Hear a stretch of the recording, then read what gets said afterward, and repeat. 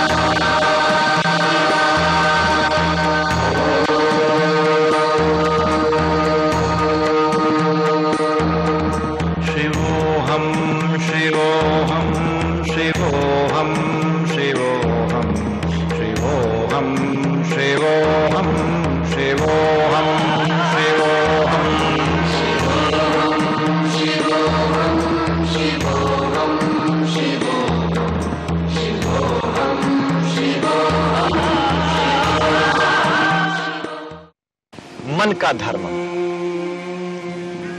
मन एवं मनुष्याणाम कारणम बंध मोक्षयो हो।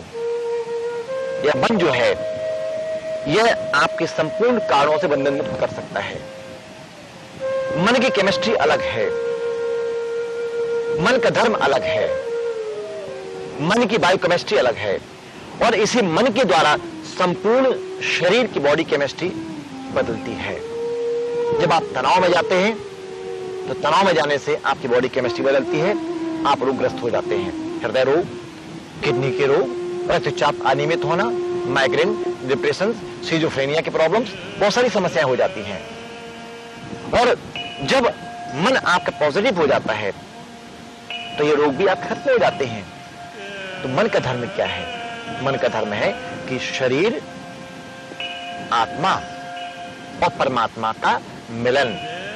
योग का उद्देश्य है कि आपकी आत्मा परमात्मा को जानने का प्रयास करना, शरीर को स्वस्थ बनाते हुए। तो जब आप आसनों का प्रयोग करते हैं, जब आप योग का प्रयोग करते हैं, तो आपका मन जो विचलित है, जो परेशान है, वह दिशाओं में नियोजित हो जाता है, एकाग्र होता है। तो मन को एकाग्र करने के लिए आप नियमित ध्यान करें। कभी कहते हैं एक श्रीमान जी बैल को पकड़ के जा रहे थे, तो कौन किसको पकड़ा हुआ है? हमने बैल को पकड़ा हुआ है, बैल को छोड़ दिया, हम बैल के पीछे भाग रहे हैं। मन भी कुछ ऐसा ही है।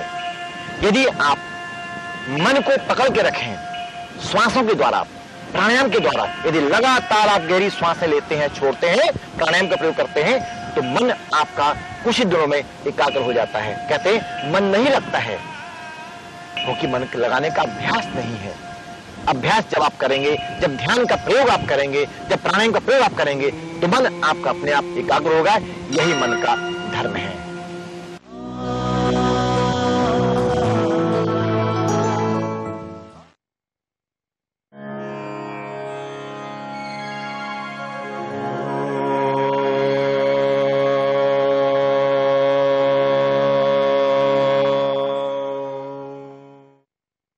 तैयारी है नौकासन की, यानी वोट पोस्चर आपको बनाना है। नाभि केवल संपूर्ण आकृति को बैलेंस करना है। पद्मासन खोलिए और पेट केवल आप लेट जाएं। पेट केवल लेट कर दोनों हाथ के तेलियों को सामने की ओर खींचिए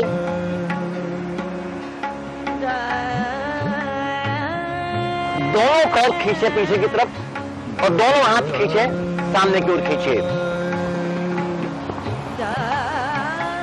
राइट हैंड लेफ्ट लेग, यानी right leg up, left leg up, नाभि के बल बैलेंस करना है। Start, right up, left leg up.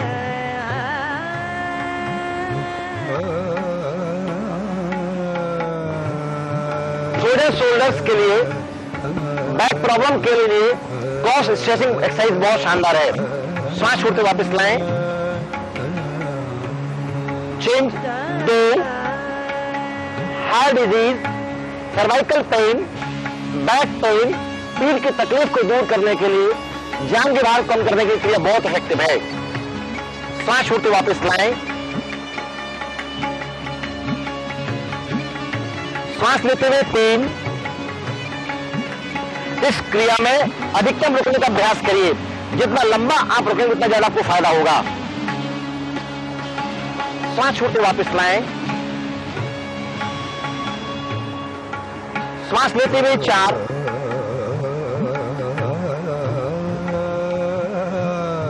घुटने और जांघ आपके सीधे होना चाहिए। वेरिकोस वेन्स के प्रॉब्लम आपके कम होंगे, पिंडली का दर्द आपका कम होगा। श्वास छोड़ते वापस लाएं। अब यही क्रिया दोनों पैरों से एक साथ करने का अभ्यास करना है। नाभि को बैलेंस करना है, दोनों हाथ और दोनों पैर। श्वास लेते हुए 1, नाभि के बल बैलेंस करिए। श्वास छोड़ते वापस लाएं। गहरी श्वास लेते हुए 2। यदि आप हार्ट डिजीज के मरीज हैं तो बहुत लंबा इसको ना रुकें। यदि आप ब्लड प्रेशर के मरीज हैं तो इसमें बहुत लंबा ना रुकें, तकलीफ बढ़ सकती है। श्वास छोड़ते वापस लाइए। हाँ, लेकिन कमर के दर्द में आपको बहुत राहत मिलेगी। हिप्स का भार आपका कम होगा, जांघ का भार आपका कम होगा। श्वास लेते हुए 3।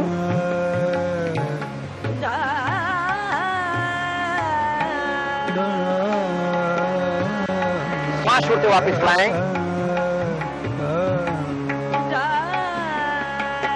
श्वास लेते हुए 4। इसमें मैक्सिमम स्ट्रेचिंग देने का अभ्यास करिए। हाथों में और पैर में खिंचाव महसूस होना चाहिए। श्वास छोड़ते वापस लाएं। थोड़ा नीचे विश्राम दीजिए अपने आप को। श्वास को सामान्य करिए और धीरे से आप करवट लेकर बैठ जाएं। पद्म आसन। प्रत्येक आसन की शुरुआत पद्मासन से वॉलंटरी करना चाहिए, अपनी मानसिकताओं को बनाने के लिए, मन को तैयार करने के लिए। पीठ आपकी सीधी, चिर मुद्रा, आंख आपकी बंद, मन को श्वास पे केंद्रित करिए।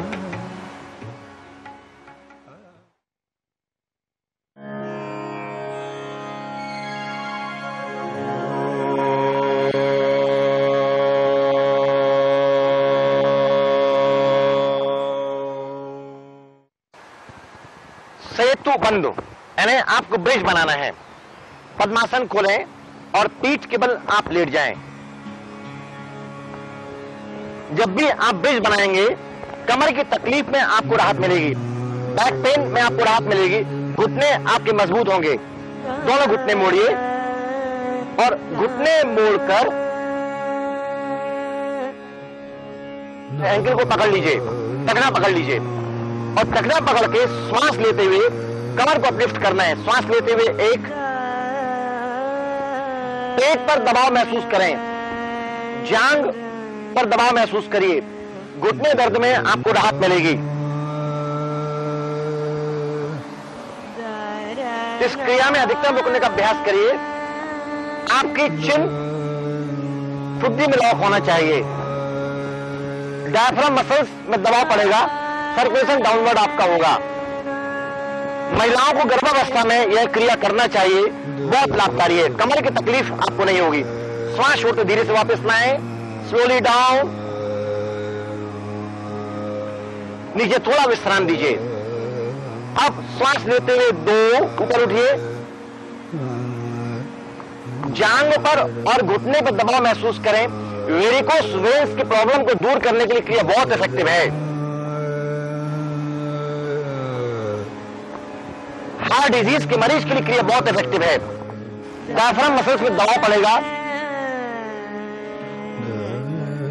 सांस छोड़ते वापस लाएं,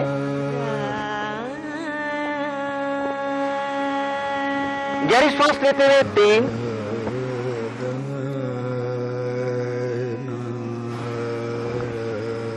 और ऊपर खींचिए कमर को। कमर की तकलीफ को दूर करने के लिए, बैक प्रॉब्लम को दूर करने के लिए, बड़े हिप्स को कम करने के लिए क्रिया बहुत इफेक्टिव है, ज्यादा फायदेमंद है। सांस छोड़ते वापस लाएं,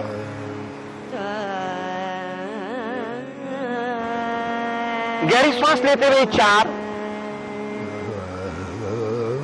कमर के भाग को अधिकतम अपलिफ्ट करने का अभ्यास करिए। पेट के भार को कम करने के लिए क्रिया बहुत असरदायक है।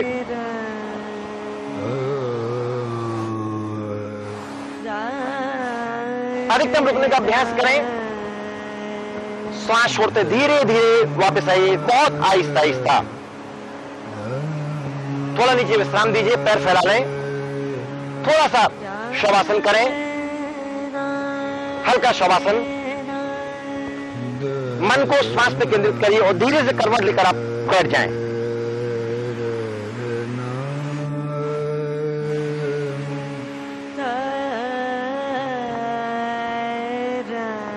आसन करने के पहले और बाद में अपनी मानसिकताओं को अवश्य बनाना चाहिए।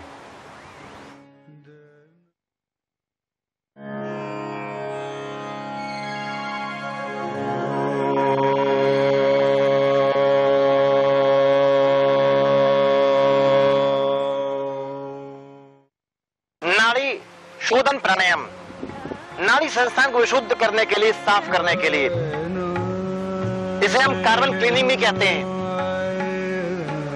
लेफ्ट से आपको श्वास लेना है, छिद्र बंद करना है, राइट से आउट करना है, राइट से इन करना है, रोकना है, लेफ्ट से आउट करना है। याद रखिए, नाड़ी शोधन प्राणायाम में जालंधर बंद भी करना चाहिए, इन्हें चिन को कॉलर बोन में लॉक भी करना चाहिए, तब जाके इसका बेनिफिट आपको मिल पाता है। ये लॉकिंग कहलाती है। चलिए पोजीशन लीजिए, नाड़ी शोधन प्राणायाम। Right nostril closed, left open, left and कुंभक, जालंधर बंद लगाइए, चिन को कॉलर बोन में लॉक करें।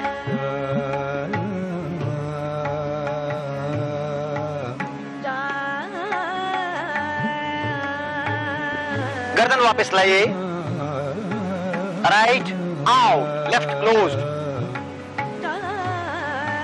राइट एंड कुंभक, जालंधर बंद। 16 सेकेंड श्वास को अंदर रोक के रखना है।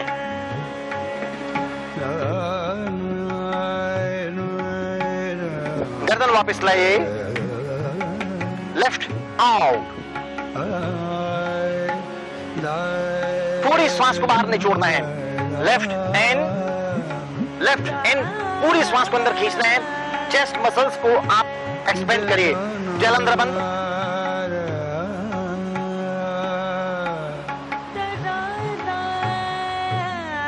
चिन को गर्दन में लॉक करें,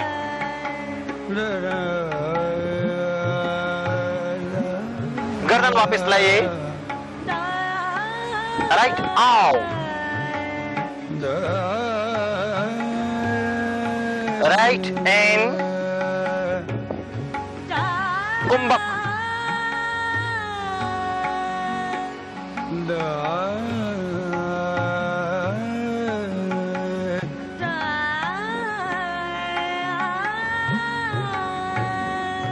लेफ्ट आउट,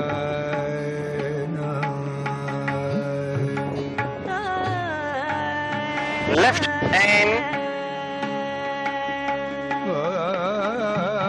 कुंभक,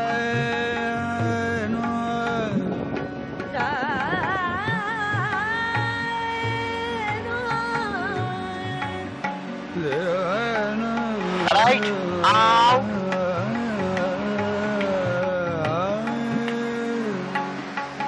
राइट एंड कुंभक,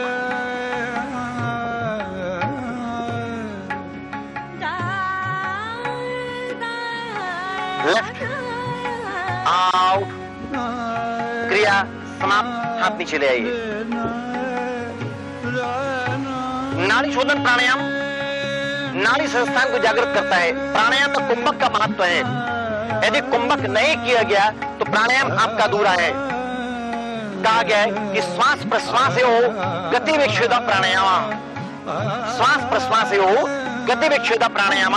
यदि आपने श्वास प्रश्वास को विच्छेदित करके कुंभक नहीं किया, वह प्राणायाम फलीभूत आपको नहीं होता है। इसलिए कुंभक प्राणायाम करना ही चाहिए। हाँ, यदि रक्तचाप के आप मरीज हैं, उस अवस्था में इस प्राणायाम को नहीं करना चाहिए। ज्यादा श्वास को ना रोकें, तब यह प्राणायाम आपके लिए नुकसानदायक हो सकता है। वजन में कमी आती है, पेट साफ होता है, चेहरा आपका कांतिमय होता है, चेहरे में ग्लो पैदा होता है, शाइनिंग पैदा होती है, फेफड़ों की शक्ति बढ़ती है, दमा के प्रॉब्लम्स आपके दूर होते हैं, कॉर्नरी प्रॉब्लम्स आपके दूर होते हैं।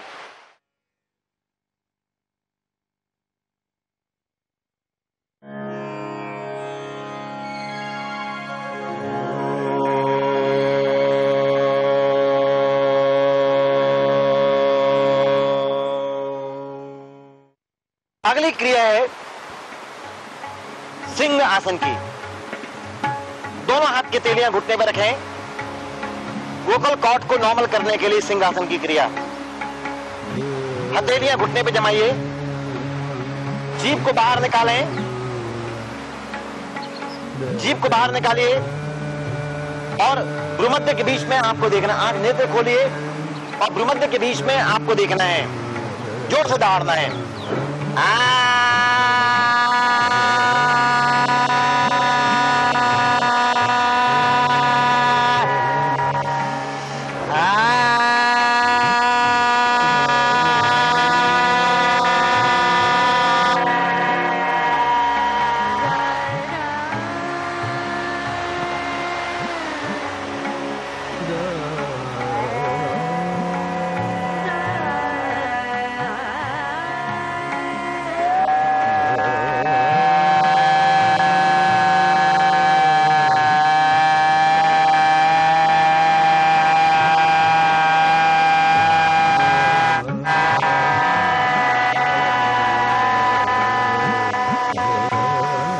समाप्त। चेहरे की मांसपेशियां आपकी स्वस्थ होंगी।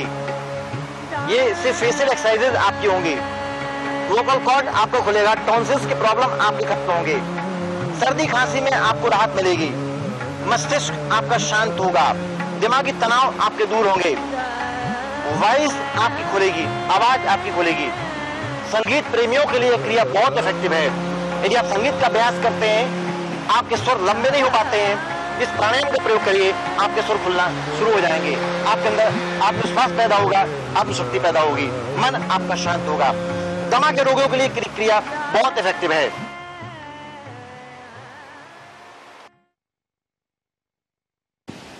मन की वायु केमिस्ट्री बदलने के लिए आसनों का प्रयोग बहुत जरूरी है। मन का धर्म आपका सकारात्मक होगा। हृदय का धर्म होता है, किडनी का धर्म है, हृदय का धर्म है, रक्तश्राव का धर्म है, धमनी का धर्म है, मन का भी धर्म है। जब आप आसनों का प्रयोग करते हैं, प्राणायाम ध्यान का प्रयोग करते हैं, तो मन का धर्म अपने धर्म को तरीके से पालन कर पाता है।